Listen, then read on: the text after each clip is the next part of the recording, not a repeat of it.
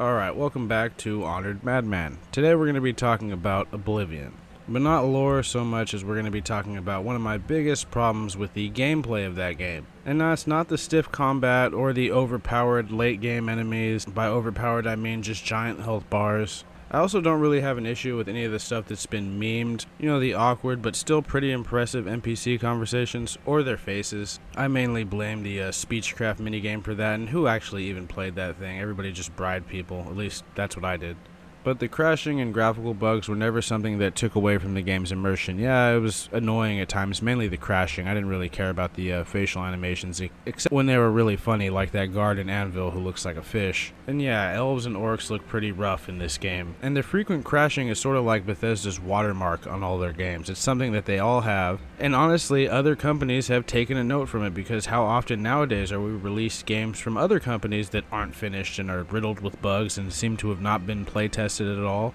I guess Bethesda was just ahead of the curve. But look, none of that affected my love of this game. Now, I do really enjoy Oblivion, and most of my aesthetic or lore problems from it come from the release of Lord of the Rings and how it affected the development of the game, and the lore attached to it. Who knows what the game could have been. I don't really agree that it would have been this sprawling jungle that Kirkbride says it would have been. I really don't think the technology was there, but it's impossible to deny the influence the release of The Lord of the Rings had on Oblivion. At the end of the day, let's just be glad that Todd Howard didn't decide to make the dwarves a playable race in Oblivion or Skyrim, and instead settled for just making the Bosmer into light hobbits in Oblivion. But that's all stuff that should be covered in another video. We're here to talk about my biggest gameplay problem with Oblivion.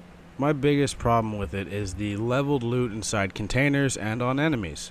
Now, I don't necessarily have a problem with the leveled enemies. I get what they were trying to do there, but all the stuff in late game is just way too tanky, I guess the word is. It all just takes a million hits to die, and it's just tedious to fight at later levels. And look, I know like leveled loot inside containers was a thing in, I believe, Tribunal and parts of Morrowind, but at least that loot was always valuable and worth selling. In Oblivion, you're literally flipping a coin every time you unlock a chest, and more often than not, you're going to break a bunch of picks trying to get into a very hard locked container, only to find 5 gold and perhaps a soul gem and a potion and maybe some useless piece of garbage like a bowl or a carafe. Shivering Isles did a good job at fixing this problem, as most of the containers in that game that were locked did have pretty good treasure in them, even at the lower levels, not just the high levels. But I guess there's no surprise there, considering Shivering Isles is one of the best DLCs ever made, and is, in my opinion at least, a far more polished experience than Oblivion, the main game. And sure, this could just be a bug, something to do with the leveled list not working properly or shit not getting added to them the right way. I don't know. I'm not a programmer.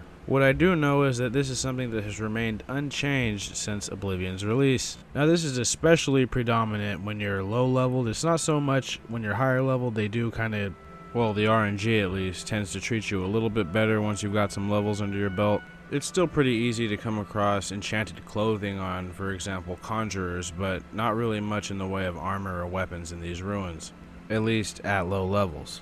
Now, here's the problem with the high-level aspect of this level loot thing, and it mainly stems from bandits and marauders and their gear. See, where the conjurers and necromancers, who are basically the spellcasting equivalents of the bandits and marauders, when they advance through the leveling ranks, the only bit of their gear that gets upgraded is the amount of potions they carry, the strength of the potions they carry, and their weapon. Now, that, I think, is a solid leveling mechanic with them. But with bandits and marauders, once you get past level 25, they're all decked out in Daedric and glass armor, supposedly the most rare armor sets in Tamriel, and bandits are just running around with them. Shit, with how many bandits there are and what they're armed with, they'd be able to take out every single city if they organized. It doesn't really make any sense for the bandits to be this well equipped and running around, living like hobos in ruins.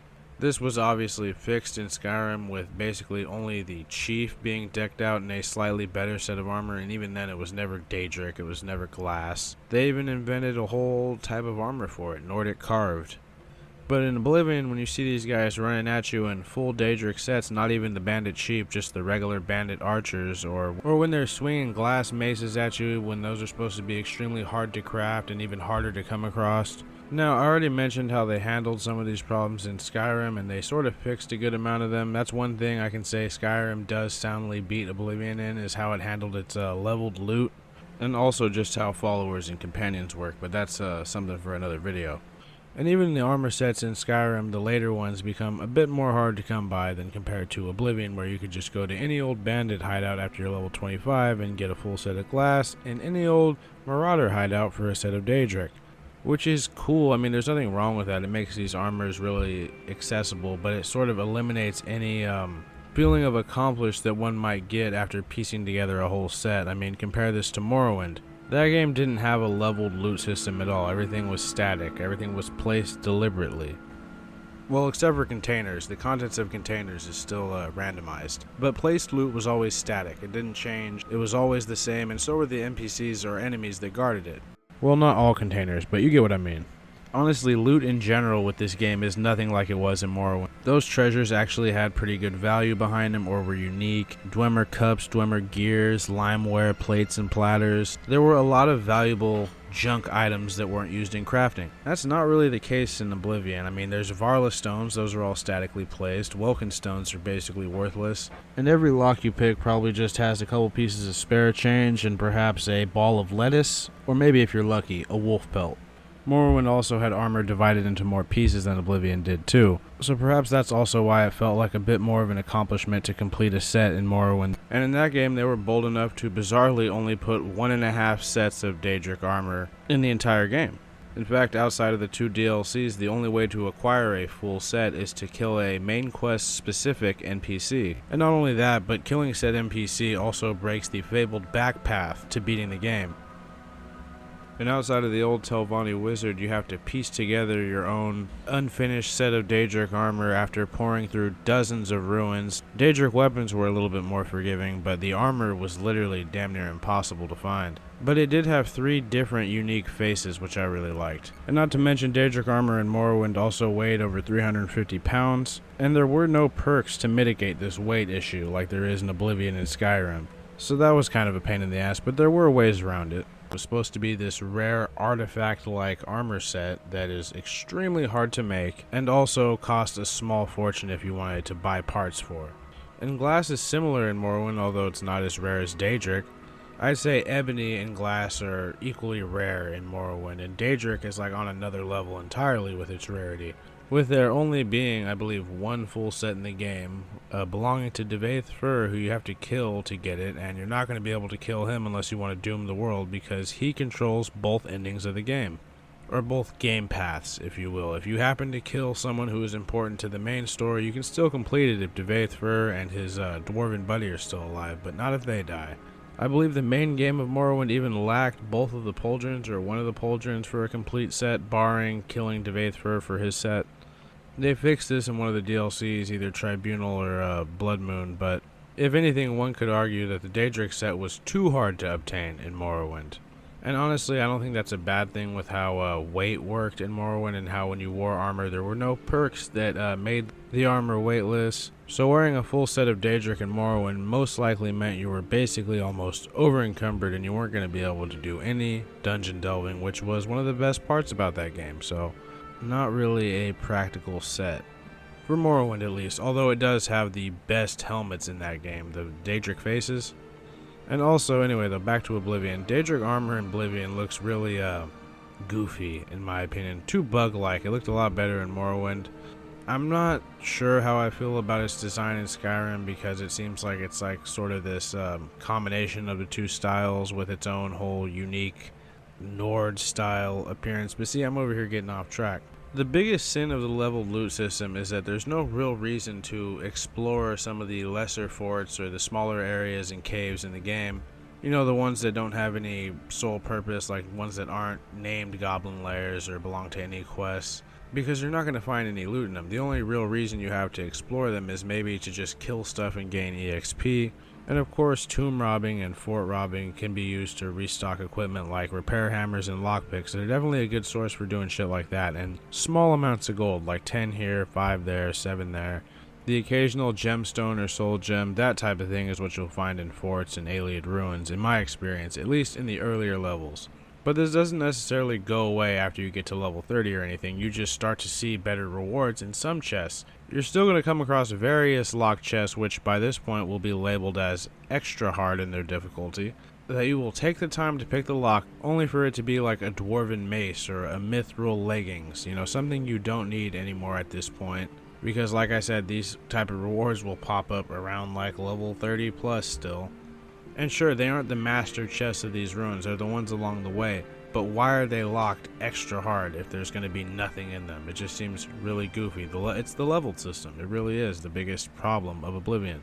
But yeah, I wanted to make this video because I'm probably in the future going to be praising Oblivion a lot, and I wanted to think of something that I had a big issue with, a big enough issue for me to make a video about with the Oblivion. And granted, this isn't even Oblivion's only flaw, obviously. It's a video game, it's going to have several flaws, but there are other ones that you could definitely make a case for as its biggest flaw. But I personally think this is the one that affects the gameplay experience the most. Especially gameplay wise, because if you want, for example, to go through the main story and have an easy experience, just train a little bit and then never level up and go through the entire main story and a good chunk of other side quests just as level 1. Avoid the stuff with level rewards, come back and do those when you're level 30.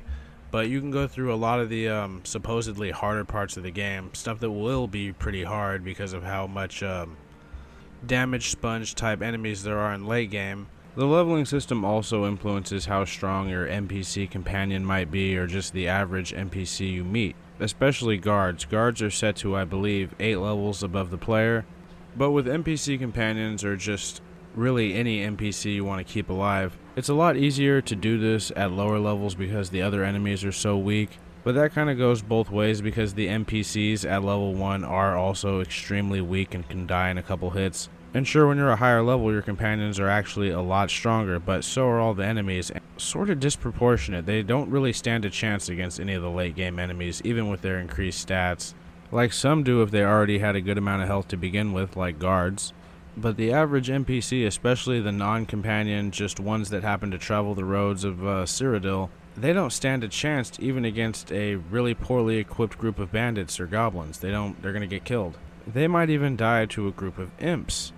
So it's almost like you have to find this sweet spot in the level tiers where you want to play and have a convenient but also immersive experience. And to be honest, it's not really harder, it's just more tedious because every enemy takes way more swings before they go down, even if you've maxed out your weapon skills. But since this is Oblivion, you can do a lot of fun stuff like punch a Daedroth to death, and I think that's why this game it has a certain charm to it that a lot of video games that are in this genre don't really have these days. I'd say that alone makes a high-level playthrough of the main quest of Oblivion worthwhile. It also makes everything a lot more grand, like that battle at the Great Gate, when it's producing Storm Atronach, Zivali, Daedroth, and a bunch of the strongest Dremora. It actually feels like a very intimidating battle, almost Game of Thrones-esque.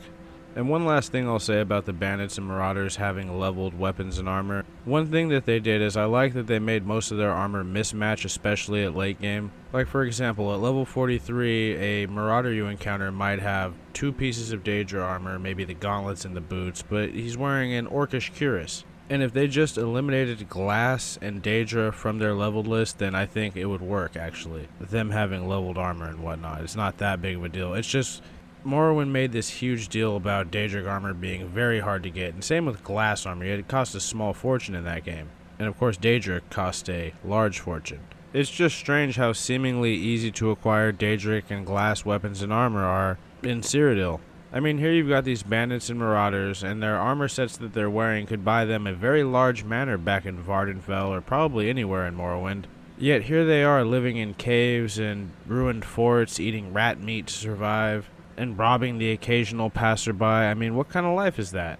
And even then, maybe have the occasional bandit chief wearing a glass piece of armor, or maybe a Daedric piece of armor. But the way it is in the game, it basically just lessens the importance of those two tiers. But that being said, that's probably my only complaint about a high-level playthrough. There's just something truly grand about playing this game at a high level, at least the main story. Sure, you end up having to fight sentient clouds of gas more often than you care to admit, but this game somehow manages to pull off basically populating the entirety of late game with a bunch of damaged sponge style enemies, and somehow the game is even more fun to explore. But personally, I think that's just a testament to the lived in and overall homey charm that Oblivion has. but that's really only possible with the certain charm that Oblivion has. Fable and Fable 2 also had this charm, and so did Dragon Age Origins. Morrowind as well. I didn't play Skyrim until a little bit later after it came out because I wasn't really playing video games during that time. And I would say Skyrim does lack some of the charm that Oblivion has, but it's still in there. And I think if you're watching this video and you grew up playing Oblivion, you've played the shit out of it, you know all these things, you know all this crazy. None of this is new information to you. I mean, shit, you guys probably know better than me. You know that if you want an easy experience, go through the game at level 1. If you want a hard experience, go at level 30. And if you want a balanced experience, probably go at level 45 if you're doing the main story. That way you can still feel like a badass and things won't be too tanky. Even though I think they do get extra amounts of health and shit if you're a higher level, because their levels might be reflective of yours. And that's why this whole leveling system, it was a great idea, but it wasn't exactly executed the best because it was a new idea. And luckily they fixed a lot of that with Skyrim and its many re-releases. Now why can't we just get a slightly updated re-release of Oblivion with certain quality of life changes like that? And in that lies my issue with Todd Howard, that I'll leave that for another video, because it's like, why not just re-release Oblivion? It's arguably one of your most iconic games. As much as you want Skyrim to be the most iconic one, and maybe it has replaced Oblivion by this point, maybe I'm being a little bit of a boomer right now, but the fact that they've re-released Skyrim, I believe, 3 or 4 times and not even given Oblivion a slight remaster is kind of jarring. Are they really just not proud of it? I mean, they certainly seemed proud of it in all those developer videos I used to watch on YouTube where they were talking about what inspired them to make Oblivion. That's why I think Starfield could be good, by the way, as I saw enthusiasm in the Starfield video that they made that I hadn't seen since the Oblivion developer videos. Anyway, though, I'm getting off topic here, but I just wanted to talk about Oblivion because this will sort of just be me opening the door to Elder Scrolls lore, because I'm going to do a lot of Elder Scrolls stuff in the future. Not all back to back to back, but just it's something we're adding to the channel, you know, some Elder Scrolls lore. And in that lies an Oblivion bias that I just figured I'd address right off the bat. But it's been a long day of editing with me. I'm going to have my outro, and then we'll have some final thoughts, shall we?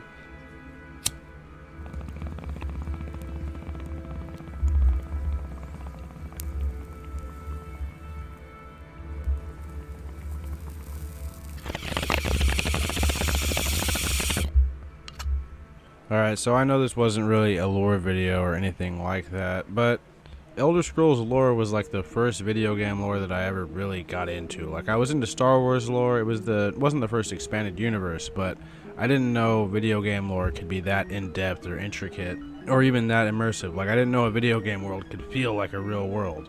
And I got a lot of love for these games, but I do have a lot of criticisms as well, and sometimes because I've been playing them so long, it is hard to talk about without going on a full-on rant about certain complaints I may or may not have with minuscule things in these games. So I'm definitely going to have to try and work on that, but I look forward to covering a good amount of Elder Scrolls stuff. We're going to be doing Witcher, Dragon Age especially. I'm definitely going to do a video about every origin from Dragon Age Origins and every companion, because I just dug up my old copy and the game is sort of calling out to me, but it has to get in line behind all these other videos. And as always, I'm rambling again, so I will let you guys go. I hope you guys enjoyed this. If you did, please click like if you enjoyed it, dislike if you disliked it, and if you'd like hearing me ramble on and on and on, please consider subscribing. If you want to follow me on anything else, I have an Instagram called Honored Madman. That's really the only place I post stuff, video updates, and